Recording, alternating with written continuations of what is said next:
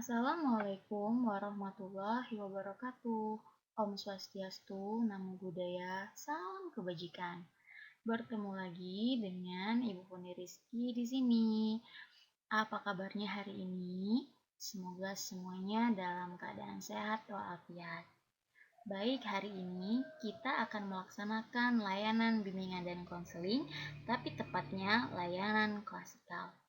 Nah, sebelum kita memulai kegiatan pada hari ini sebagai umat yang beragama dan mempercayai bahwa Tuhan itu selalu ada bersama kita, mari kita berdoa menurut agama dan kepercayaan kita masing-masing. Semoga apa yang kita kerjakan selalu mendapatkan manfaatnya. Nah, tidak lupa Ibu selalu mengingatkan di masa pandemi ini untuk selalu menjaga kesehatan, patuhi protokol kesehatan yang sudah ditetapkan oleh pemerintah, selalu cuci tangan, dan jangan lupa untuk minum vitamin, karena kesehatan Anda yang harus menjaganya. Baik, hari ini kita akan melaksanakan layanan.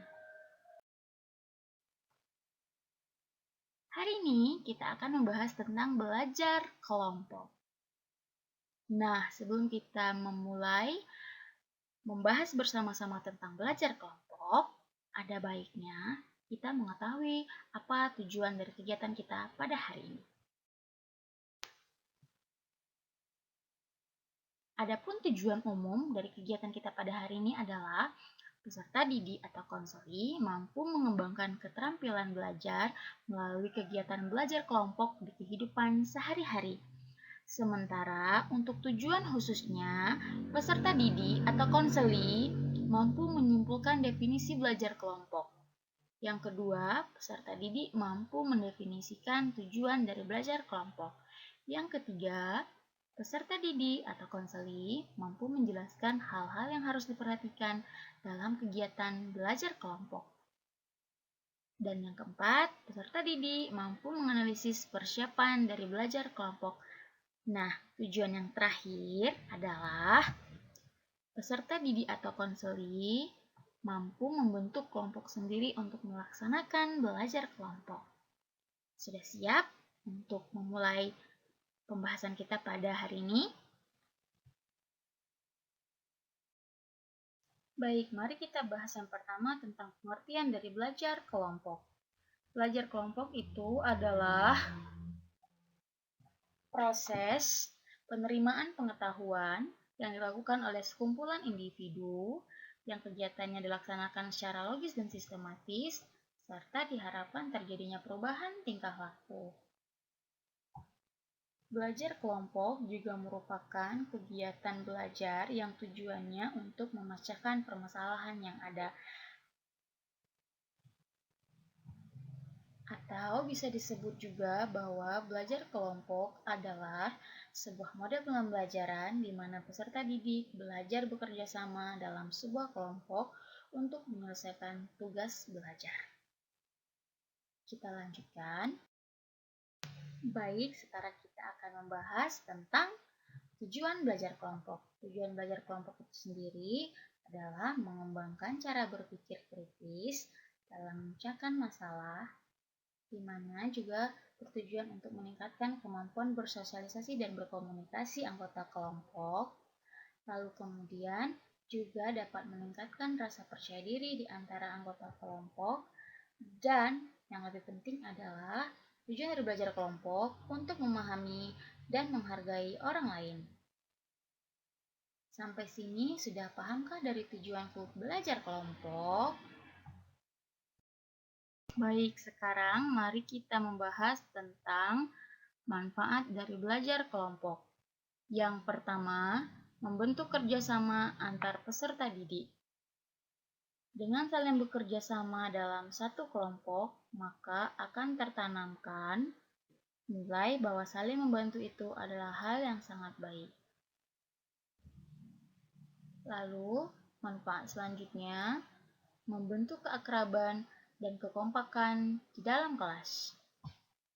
Dengan adanya belajar kelompok, akan membantu siswa mengenal siswa yang lainnya, memperhatikan dan membantu teman sekelas, serta menjadi kekerasan baik sebagai anggota kelompok kecil maupun anggota dalam seluruh kelas.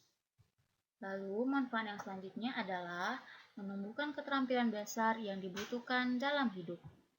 Adapun keterampilan tersebut antara lain sikap mendengarkan, menerima pandangan orang lain, berkomunikasi secara efektif, menyelesaikan konflik, bekerja sama untuk mencapai tujuan bersama.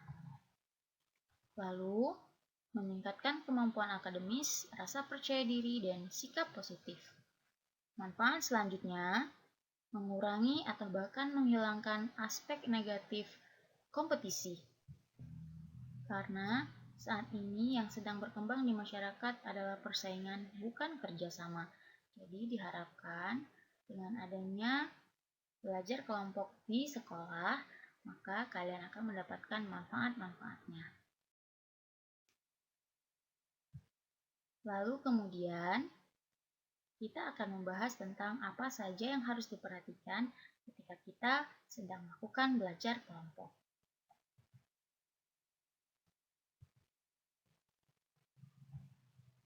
Pilih teman yang paling cocok untuk bergabung dalam satu kelompok yang terdiri dari 3-5 orang. Dengan anggota yang tidak terlalu banyak, diharapkan lebih fokus dalam berdiskusi. Kemudian, sepakati bersama kapan, di mana, dan apa yang akan dibahas. Nah, tentukan dan sepakati bersama kapan dan di mana, serta apa yang harus dibahas. Lalu, apa juga yang harus dipersiapkan untuk keperluan belajar kelompok.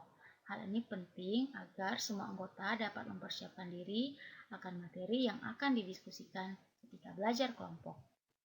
Lalu, tetapkan siapa pimpinan kelompok.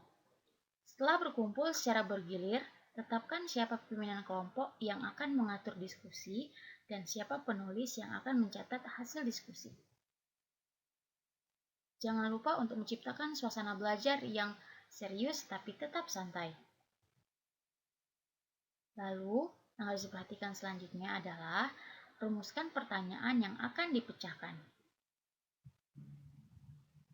Kemudian, pecahkan setiap persoalan secara bersama-sama, sehingga tidak hanya 1 atau 2 orang saja yang bekerja, yang menyampaikan pendapat dan punya ide di dalam kelompok.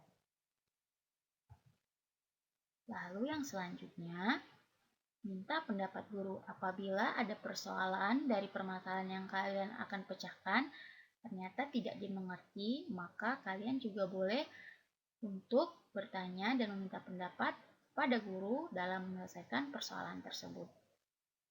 Lalu kemudian jangan lupa untuk mencatat hasil diskusi yang sudah kalian lakukan. Karena hasil diskusi tersebut akan dibagikan kepada anggota kelompok untuk dipelajari lebih lanjut di rumah masing-masing. Baik, selanjutnya kita akan membahas tentang persiapan belajar kelompok. Yang pertama, tempat penyelenggaraan kegiatan belajar kelompok. Tempat penyelenggaraan kegiatan belajar kelompok dapat diatur secara bergiliran di rumah antar anggota. Kemudian juga bisa dilaksanakan di ruang kelas pada sore hari atau di tempat lain yang memenuhi syarat. Adanya kursi, meja, penerangan, dan yang penting adalah membuat para anggota merasa nyaman. Seperti yang terlihat di gambar. Kemudian bahan-bahan dan alat-alat ajar. Agar kegiatan belajar kelompok benar-benar bermanfaat, setiap anggota wajib menyiapkan bahan-bahan dan alat-alat belajar. Bahan dapat berupa soal-soal yang akan diselesaikan. Bisa jadi PR atau tugas-tugas yang akan dilaporkan lainnya. Alat-alat dan sumber belajar seperti buku referensi dan kamus harus dipersiapkan.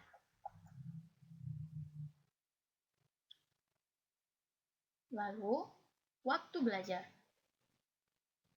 Waktu pelaksanaan harus dijadwalkan hari dan waktunya, atau jam berapa. Setiap anggota harus disiplin mentaati jadwal yang telah disepakati. Lama pelaksanaannya bisa 1,5 jam, karena 1,5 jam merupakan jam efektif ditambah dengan 15 menit istirahat. Waktu yang terlalu lama dimungkinkan digunakan untuk bergurau dan atau ngobrol, sehingga tidak lagi terfokus dalam menyelesaikan tugas-tugas atau persoalan-persoalan yang sudah ditentukan sebelumnya. Kemudian, harus ada pengantar bicara.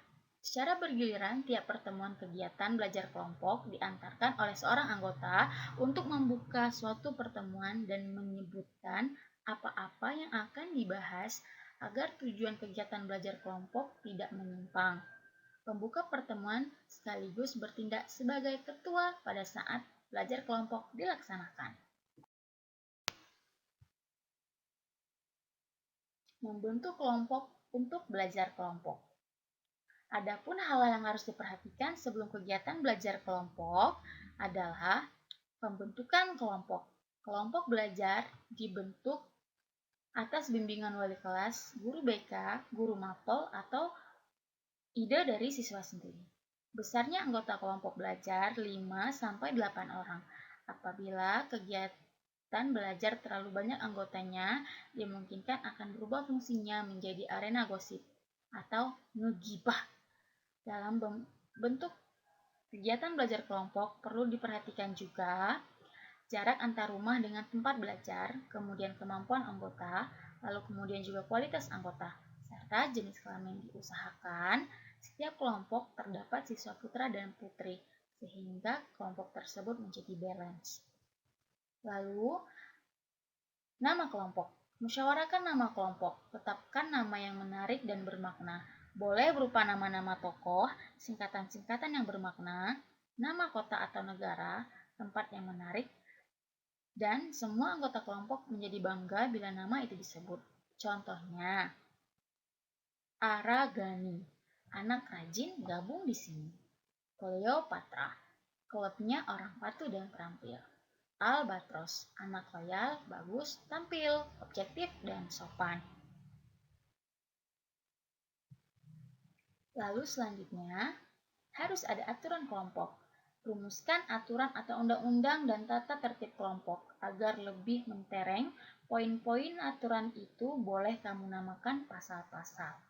Tetapkan aturan-aturan yang berkaitan dengan kedisiplinan, kerapian, kerajinan, kesopanan, kekompakan, dan motivasi pencapaian prestasi belajar. Contohnya, pasal 1. Semua anggota kelompok harus selalu berpenampilan rapi. Pasal 2. Semua anggota kelompok harus saling menjaga kekompakan, dan seterusnya. Nah, pertanyaannya adalah, sudahkah kalian melakukan hal tersebut ketika kalian membentuk kelompok untuk belajar? Baik. Hal yang sangat berharga dalam kegiatan belajar kelompok yang tersimpan dalam sanubari para anggota setelah mereka dewasa adalah kenangan indah. Saat aktivitas belajar kelompok, masih tersimpan jelas kesan-kesan kehidupan remaja pada saat mengadakan kegiatan belajar kelompok, dengan kelompoknya yang penuh suka dan duka. Nama-nama anggota belajar kelompok seakan terpatri dalam batin dan menjadi sejarah kehidupan yang sulit dilupakan. Ingat, jika kalian belum terbiasa untuk belajar kelompok, mulai sekarang biasakan diri kalian untuk belajar kelompok. Karena dengan belajar kelompok, kalian akan belajar bersosialisasi dengan teman-teman kalian, belajar untuk saling menghargai pendapat, saling menghormati, melatih kalian untuk bisa menimbulkan rasa percaya diri kalian yang lebih daripada sebelumnya. Sebelum Ibu akhiri materi kita pada hari ini, sekali lagi ingatkan, karena kita saat ini sedang pada masa pandemi COVID-19, jaga selalu kesehatan, pakai masker ketika kalian harus keluar rumah, selalu mencuci tangan, menjaga kebersihan diri, dan jangan lupa minum vitamin. Tetap patuhi protokol kesehatan, karena kesehatan diri kita sendiri yang menjaganya. Baik, terima kasih banyak sudah mengikuti kegiatan kita pada hari ini. Sampai jumpa di kegiatan selanjutnya. Jangan bosan-bosan. Tetap akan bertemu lagi dengan Ibu Foni Rizky Ananda. Ibu akhiri. Assalamualaikum warahmatullahi wabarakatuh. Om Swastiastu, Namo Buddhaya, salam kebajikan. Sampai jumpa.